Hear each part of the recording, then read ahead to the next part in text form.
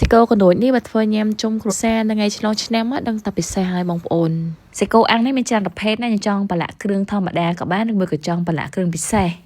ដែលយើងធ្វើថ្ងៃនេះហ่ะញ៉ាំទាំងកញ្ជក់មាត់ហើយបងប្អូនកោគ្រឿងនឹងម្ដងអាចទុកបានរហូតដល់មួយខែយើងត្រូវការសណ្តែកដីល្ងសិកោជាពិសេសគឺម្សៅស៊ុបខ្នុរជាគ្រឿងផ្សំដែលខ្វះបានកូរក្រៃហើយនឹងម្ទេសយើងកិនវាមកចូលគ្នាមកចំណែកឯខ្ទឹមសខ្ទឹមក្រហមយើងកិច្រាំម្ទេសក្រហមក៏យើងកិច្រាំវាដែរឬក៏កិនចឹងទៅសណ្តែកដីបុកជាមួយនឹងគ្រឿងការីខ្ញុំមិនដែរចោលទេគ្រាប់ហាវឡាវនេះបងប្អូនយើងដាក់មកគ្រាប់ក៏បានកន្លះគ្រាប់ក៏បានដែរហើយក៏មានដូចជាឈើក្អូបផ្កាច័ន្ទនិងគ្រាប់ជាមិនស៊ុយគ្រឿងទាំងអស់នេះយើងត្រូវយកវាទៅរំលីងឲ្យឈ្ងុយសិនណាហើយកិនឲ្យម៉ត់បន្តមកយើងក៏ចាក់ខ្លាញ់ឲ្យរឿងច្រើនណាបងប្អូនហើយនឹងដាក់ខ្ទឹមសខ្ទឹមក្រហមមកបំពងវាឲ្យឡើងពណ៌ពងកន្លាតសឹមដាក់ម្ទេសក្រៀមកិនមកកូរជាមួយគ្នាម្ទេសក្រៀមនេះបងប្អូនដាក់ពណ៌តាមយើងចូលចិត្តដូចថាយើងចង់បានពណ៌ក្រហមខ្លាំងដាក់ច្រើនមកកូរវារឿងស្ងួតហើយសម្ដាក់កូរក្រៃហើយនឹងម្ទេសចូលបើថាស្ទើប្រេងឆាយើងចាក់ថែមដាក់វាមកជោគមកយើងកូររហូតតដាច់ទឹកបន្ទុកបានយូរនៅពេលដែលវាដាច់ទឹកឡើងឈ្ងុយល្អហើយសម្រាប់ដាក់ល្ងចូល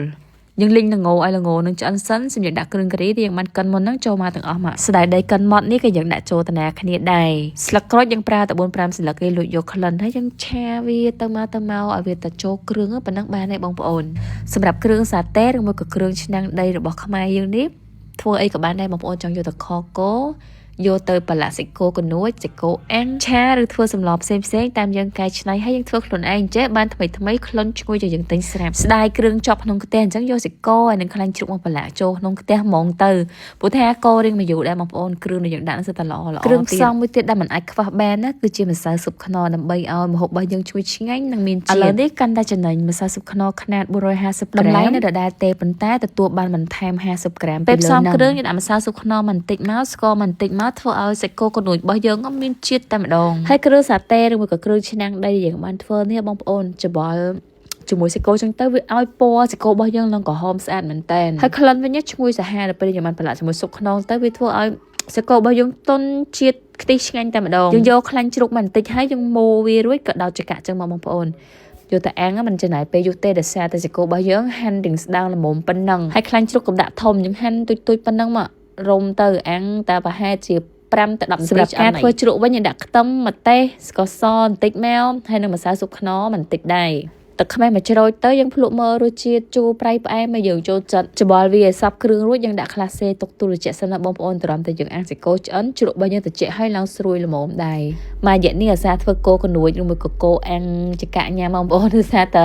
អាសាធ្វើទៅវាដូចជាស្រួលមែនតើវាអត់មានថាហត់អីញ៉ៃច្រើនទេដល់តែចកាអាំងតែផ្លេតនឹងឆ្អិនហើយសំខាន់គ្រឿងផ្សំយើងដាក់ឲ្យបានល្មមចឹងទៅជាតិហ្មងជ្រក់អីយើងធ្វើម្ដងនឹងហើយដាក់ចូលទូរយៈទុកបាន 3-4 ថ្ងៃសិកោរបស់យើងនេះអាំងមិនចាំប្រើភ្លើងខ្លាំងទេព្រោះថាប្រើភ្លើងតិចល្មមក៏វាឆ្អិនដែរបងប្អូន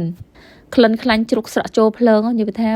បុកផ្សែងមកឡើងឈ្ងុយធ្វើឲ្យក្លៀនភ្លាមនឹងហ្មងគ្រឿងសាតេរបស់យើងមានសណ្តែកដីផងមានល្ងផងនៅពេលប្រឡាក់សិកោអាំងទៅនិយាយថាឈ្ងុយក៏ឈ្ងុយធំក្លិនណាត្រង់មកបានទេបងប្អូនសាក់ធ្វើតាមវិធីហ្នឹងទៅដឹងតែសិកោឆ្ងាញ់ហើយពេលខ្លះយើងធ្លាប់ប្រើគ្រឿងឆ្នាំងដីអញ្ចឹងទៅពេលយើងបានញ៉ាំទៅអត់ដឹងថាអាហ្នឹងគេធ្វើគ្រឿងពីអីទេបើសិនជាបងប្អូនចង់តេស្តឬមួយក៏ចង់សាករសជាតិថ្មីអាចសាកមើលតាមវិធីហ្នឹងបានសម្រាប់គ្រឿងសាតេនេះយើងធ្វើឲ្យមិនមែនថាប្រឡាក់បានតែសិកោដូចខ្ញុំនិយាយចឹងបងប្អូនចង់យកទៅខកោធ្វើយ៉ាហោនេះបានទាំងអស់ហ្នឹងហើយកាន់តែពិសេសបានប្រើជាមួយនឹងម្សៅស៊ុបខ្នុរជំនួយឲ្យម្ហូបរបស់យើងមានជាតិបើចាំហត់បន្ថែមគ្រឿងផ្សំអីច្រើនទេហើយមួយទៀតម្សៅស៊ុបខ្នុរច្រើនជាងមុន50ក្រាមឯតម្លៃវិញគឺនៅដដែលហើយបើសិនជាបងប្អូនចាប់អារម្មណ៍អាចទិញទុកឲ្យហើយបានព្រោះនេះជាការប្រម៉ូសិនផ្ដល់ជូនពិសេសពីម្សៅស៊ុបខ្នុរដែលមានការកំណត់យើងធ្វើគ្រឿងអញ្ចឹងទៅសិកោរបស់យើងឡងជាតិហ្មងអរគុណចា៎បងប្អូនជួបគ្នាវីដេអូក្រោយជម្រាបលាបងប្អូន